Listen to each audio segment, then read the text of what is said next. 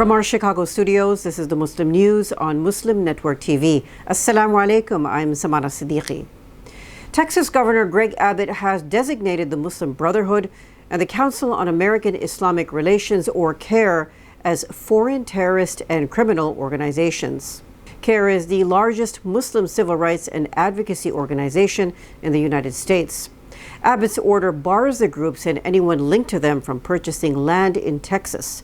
It also gives the Attorney General authority to seek injunctions that could shut down their activities. Analysts say the designation creates a serious conflict with federal law because Washington has not listed either group as a terrorist organization. Legal scholars warn the sweeping label, if enforced, could face major constitutional hurdles because states cannot override federal terrorism designations.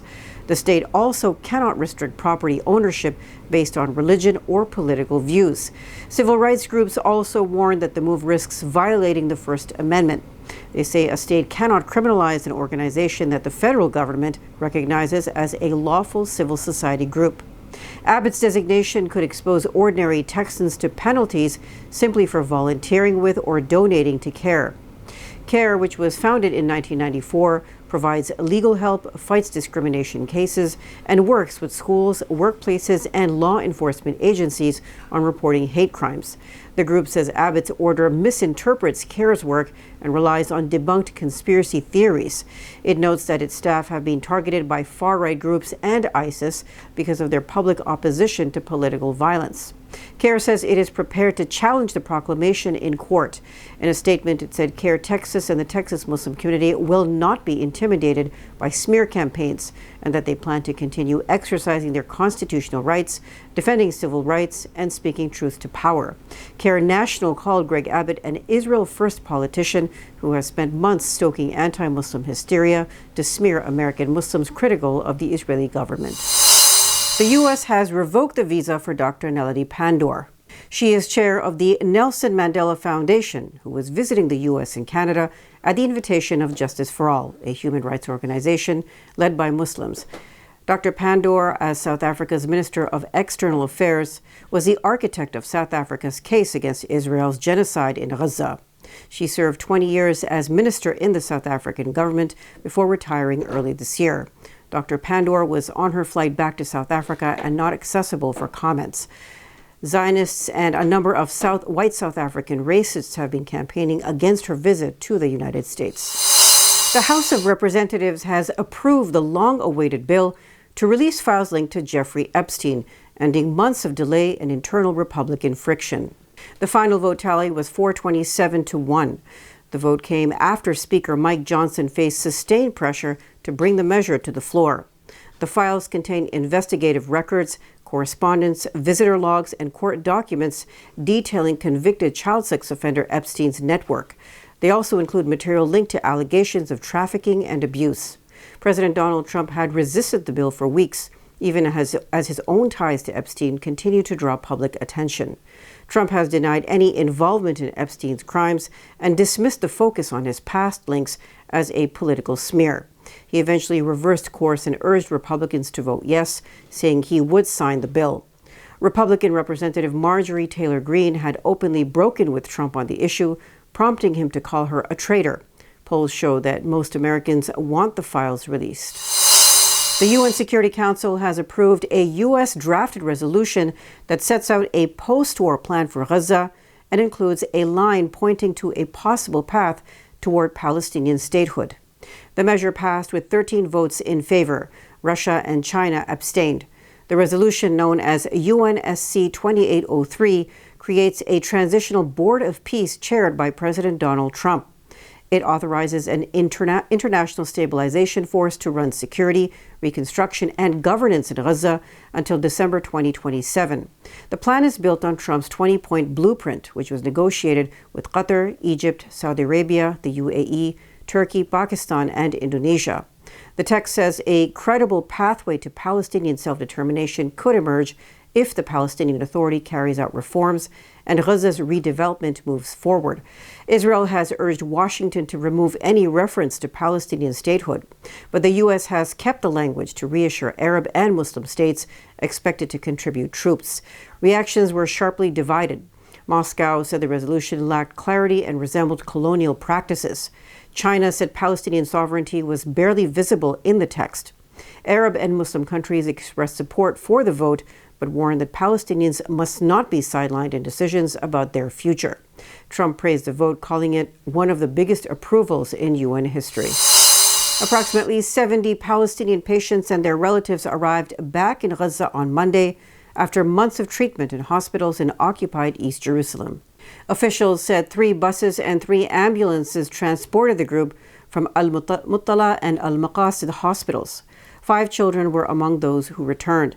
Another 25 Palestinians are still receiving care in East Jerusalem. Most of the patients began treatment before the start of Israel's genocide in Gaza more than 2 years ago. Many returned to find their homes and neighborhoods unrecognizable.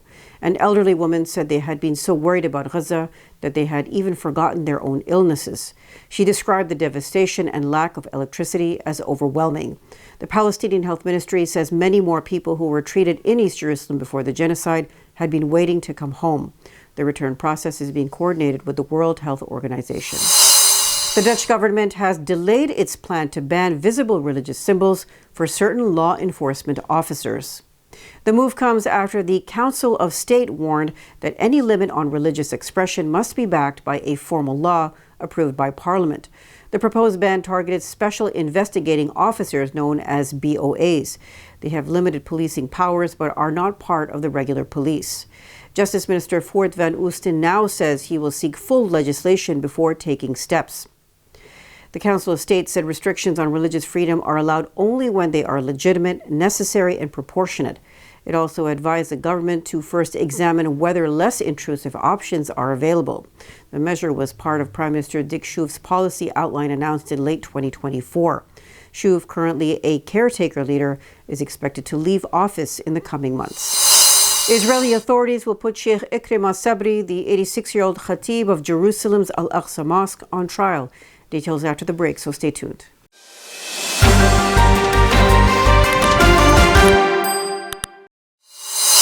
Israeli authorities will put Sheikh Ikrimah Sabri, the 86-year-old Khateeb of Jerusalem's Al-Aqsa Mosque, on trial. The charges center on alleged incitement. The magistrate's court in Jerusalem will review an indictment linked to his remarks and condolences after the killing of Hamas leader Ismail Haniyeh in Iran last year. The charges include paying obeisance to earlier deaths of Palestinians in the West Bank. Sabri's defense team says the case stems from a campaign pushed by far-right Israeli parties and groups. They call it political and religious persecution. Sheikh Sabri has faced multiple measures over the years. Bangladesh's interim leader Muhammad Yunus praised the International Crimes Tribunal verdict sentencing former Prime Minister Sheikh Hasina to death in absentia. He called it a historic step toward accountability. Yunus said the ruling shows that no one, regardless of power, is above the law, and urged people to stay calm ahead of the country's elections set for February. The tribunal convicted Hasina and her former home minister over last year's deadly student uprising, which left up to 1,400 people dead and ended her 15-year rule. Hasina, who has been in India since fleeing during the unrest, dismissed the judgment as distasteful and politically motivated. In a statement posted by her Awami League party, she said the tribunal was rigged and run by an unelected government. Bangladesh has formally asked India to extradite her. India says it is studying the verdict and the request and will respond through legal and diplomatic channels. Pakistan-Administered Kashmir, also known as Azad Kashmir, has a new prime minister. Lawmakers on Monday voted in Faisal Mumtaz Rathore of the Pakistan People's Party after removing Chaudhry Anwarul Haq through a no-confidence motion. 36 members in the 53-seat assembly backed the move. 14 abstained and 2 voted against it. The Speaker, Chaudhry Latif Akbar, confirmed Rathore's election after the motion easily crossed the required 27 votes. Rathore is the region's 16th premier since 1975. He will replace Haq, who took office in April 2023. Azad Kashmir has now seen 4 leadership changes in 4 years, which analysts say highlights ongoing political instability. General elections in the region are due next year.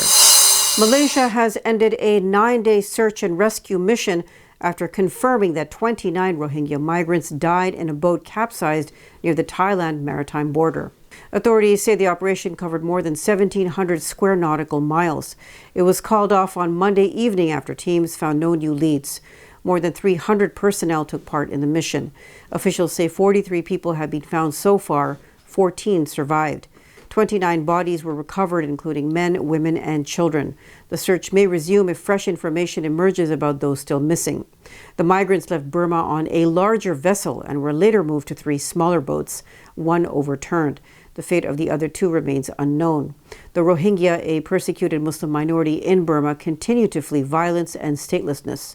Many attempt dangerous sea journeys toward Malaysia or Indonesia as conflict and economic collapse deepen inside Burma. 3 African island nations, Cabo Verde, Mauritius, and Seychelles, have wiped out measles and rubella. The World Health Organization, or WHO, confirmed the milestone on Monday. The 3 nations stopped endemic transmission for more than 3 years. They also kept strong surveillance systems to quickly detect any imported cases. A regional verification panel met in Johannesburg, South Africa last month and endorsed the achievement. WHO Africa Chief Mohammed Genabi called it a major public health success. He said the milestone shows what is possible when countries prioritize vaccines. Health authorities credit mass immunization drives and long-term prevention efforts. Cabo Verde has not seen a measles case since 1999. Mauritius last reported one in 2019. Seychelles contained its most recent measles outbreak in 2020. The WHO says the 3 nations now join more than 130 countries that have eliminated both viruses. Measles and rubella spread through the air but are fully preventable with vaccines. That's all from our Chicago studios tonight. Thank you for watching Muslim News. We are a community channel dedicated to bringing you stories you can trust. Please like, share, and subscribe to our content. You can also comment to let us know what you think of our coverage. Please donate now by visiting muslimnetwork.tv/donate. For more content, keep watching Muslim Network TV. Salam.